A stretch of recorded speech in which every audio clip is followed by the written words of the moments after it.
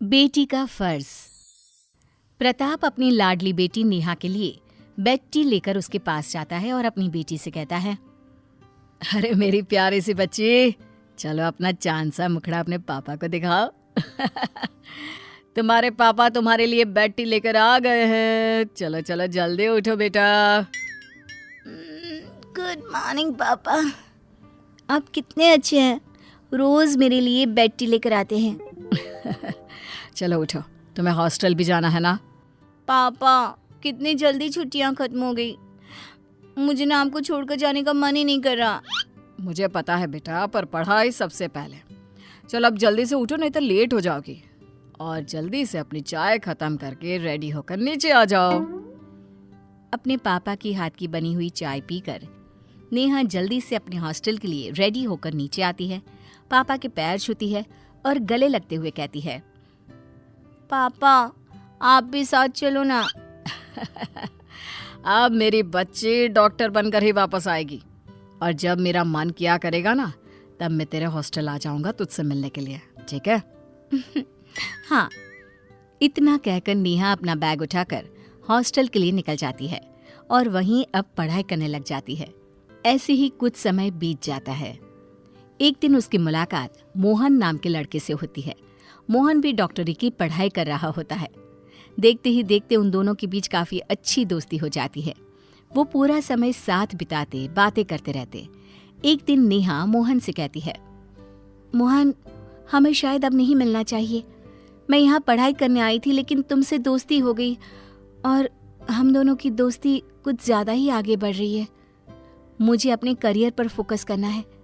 Please तुम भी अपने करियर पर फोकस करो और मुझे भी करने दो। पर नेहा, पढ़ाई से हमारी दोस्ती का क्या लेना देना? हम पढ़ाई कर तो रहे हैं और हमारी दोस्ती एक जगह है। नहीं मोहन, अब हम एक दूसरे से बात नहीं करेंगे। नेहा की ये बात सुनकर मोहन चुपचाप वहां से चला जाता है। ऐसे ही कुछ दिन और गुजर जाते हैं, जिसके बाद मोहन नेहा के पास आता है और कहता है, नेहा, मैं तुमसे बहुत प्यार करता हूँ और मैं तुमसे शादी करना चाहता हूँ, और इसीलिए मैं तुम्हें अपनी माँ से मिलवाना चाहता हूँ। मोहन मैं... क्या नेहा, मुझे पता है तुम भी मुझसे प्यार करती हो, फिर दिक्कत क्या है? मोहन मैं तुमसे प्यार करती हूँ, लेकिन मैं यहाँ पहले अपने पापा का सपना पूरा करने आई हूँ, और वैसे भी पापा लव मैरिज के अगेंस्ट है। मैं चाहकर भी तुमसे शादी नहीं कर सकती। नेहा, तुम उस चीज की टेंशन मत लो, हम लोग तुम्हारे पापा को मना लेंगे। इतना कहकर मोहन और नेहा अपनी पढ़ाई करने के लिए अपने क्लास में चले जाते हैं। अगले ही दिन नेहा के पिता प्रताप नेहा से मिलने के लिए उसके हॉस्टल आते हैं, जहां वो नेहा को मोहन के साथ देखते हैं और बिना उससे बात किए वहां से चले जाते हैं। घर वापस पहुंचते ही प्रताप मोहन के बारे में सारी जानकारी निकलवाते हैं और प्रताप को नेहा और मोहन के बारे में सब कुछ पता चल जाता है। वहीं दूसरी तरफ नेहा की दोस्त प्रीति नेहा से कहती है, अरे नेहा, मैंने तुम्हारे पिता को देखा था, तुमसे मिलने आए थे क्या? क्या मेरे पापा यहाँ आए थे और बिना मुझसे मिले चले गए? नेहा को कुछ डाउट होता है। अब 2 दिन बाद नेहा अपने घर जाती है और पापा से मिलती है, जहां उसके पिता उसको देखकर कहते हैं, नेहा, वो लड़का कौन था तेरे साथ? कौन सा लड़का पापा?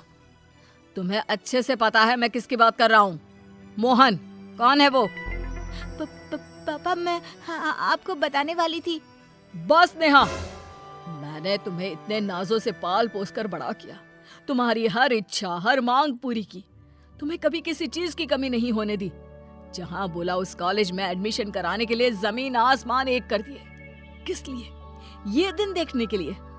अच्छा हुआ आज तेरी माँ जिंदा नहीं है, अगर वो आज जिंदा होती तो जीते जी मर जाती। काश भगवान, मैं भी ये दिन देखने से पहले मर ही जाता। इतना बोलते ही प्रताप अपने दिल पर हाथ रखकर जमीन पर गिरकर बेहोश हो जाते हैं। नेहा अपने पिताजी की ये हालत देखकर जल्दी से हॉस्पिटल लेकर जाती है, जहां डॉक्टर उसे बताते हैं कि उसके पिताजी को दिल का दौरा पड़ा है। ये सुनकर नेहा हक्की बक्की रह जाती है। ये मैंने क्या कर दिया? आज मेरी वजह से पापा जिंदगी और मौत के बीच पहुंच गए। पापा ने माँ और पिता दोनों का फर्ज अच्छे से निभाया और मैं एक अच्छी बेटी भी नहीं बन पाई। अब मैं एक बेटी होने का फर्ज निभाऊंगी। मैं अपना करियर बनाऊंगी और पापा के सपनों को पूरा करूंगी। नेहा अपने पिता प्रताप के पास जाती है। कुछ देर बाद प्रताप को भी होश आ जाता है और नेहा अपने पिता से कहती है, पापा मुझे माफ कर दीजिए, मैं आपसे बहुत प्यार करती हूँ और मैं आपको खोना नहीं चाहती। मैं वही करूँगी जो आप चाहोगे। मैं सिर्फ और सिर्फ अपनी पढ़ाई पर ध्यान दूंगी और एक बहुत बड़ी डॉक्टर बनकर दिखाऊंगी। आपको मुझ पर नाज होगा। ये सुनकर प्रताप नेहा को गले से लगा लेता है। इसी तरह 5 साल बीत जाते हैं। अब नेहा एक बहुत बड़ी डॉक्टर बन जाती है और एक अच्छे से बहुत बड़े हॉस्पिटल में काम करने जाती है, जहां उसकी मुलाकात एक बार फिर से मोहन से होती है। मोहन को देखकर नेहा की पुरानी यादें ताज़ा हो जाती हैं और वो खुद के आंसुओं को रोक नहीं पाती। नेहा को देखकर मोहन उसके पास आता है और कहता है, इतने सालों बाद तुम्हें देखकर अच्छा लगा, लेकिन तुम रो क्यों रही हो? छोड़कर तो तुम ही गई थी ना। मैं तो आज भी वहीं खड़ा तुम्हारा इंतजार कर रहा हूं। मोहन, मुझे माफ कर दो। उस समय वही हम दोनों के लिए सही था और आज भी मैं तुमसे यही बोल सकती हूँ कि हम कभी एक नहीं हो सकते मोहन। इतना बोलते ही नेहा वहां से चली जाती है और घर जाकर अपनी डायरी में अपनी सारी मन की बातें लिख देती है कि तभी वहां प्रताप आ जाता है। नेहा जल्दी से अपने आंसुओं को पोंछ लेती है और पिता से कहती है, पापा आप यहाँ? बेटा तू अब तक हॉस्पिटल नहीं गई? मैं हॉस्पिटल गई थी पापा, लेकिन कुछ काम याद आ गया इसलिए मैं आ गई। अच्छा मैं चलती हूँ। ये बोलकर नेहा वहां से चली जाती है।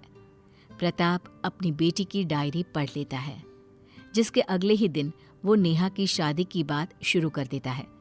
नेहा भी अपने पापा की खुशी के लिए एक बार भी बिना कोई सवाल किए या लड़के की फोटो देखे बिना शादी के लिए हामी भर देती है। दिन बीतते हैं और शादी हो जाती है। अभी तक भी नेहा ने अपने पति का चेहरा नहीं देखा होता। शादी के बाद ससुराल पहुंचकर जब नेहा अपने कमरे में जाती है तो वहां मोहन को देख हैरान रह जाती है। तुम यहाँ क्या कर रहे हो? मुझे कुछ समझ में नहीं आ रहा। ये तुम्हारा घर है? कहीं मेरी शादी तुम्हारे भाई से तो नहीं होगी? मेरा कोई भाई नहीं है नेहा, और रही बात शादी की तो वो मेरी हुई है तुमसे। क्या? ये कैसे हो गया? जिस तरह तुमने अपनी बेटी होने का फर्ज निभाया, उसी तरह जब तुम्हारे पिताजी को पता चला कि हम दोनों आज भी एक दूसरे से कितना प्यार करते हैं, तो वो हमारे प्यार के आगे झुक गए और खुद आकर उन्होंने ये रिश्ता पक्का कर दिया और हम दोनों की शादी करवा दी। और तुम्हें कुछ भी नहीं बताने के लिए उनसे मैंने ही कहा था। क्यों, लग गया ना झटका? जिसके बाद नेहा और मोहन हंसने लगते हैं और अब नेहा अपने ससुराल में अपने पति और सास के साथ खुशी खुशी रहने लगती है। प्रताप भी अपनी बेटी की खुशी में खुश रहते हैं।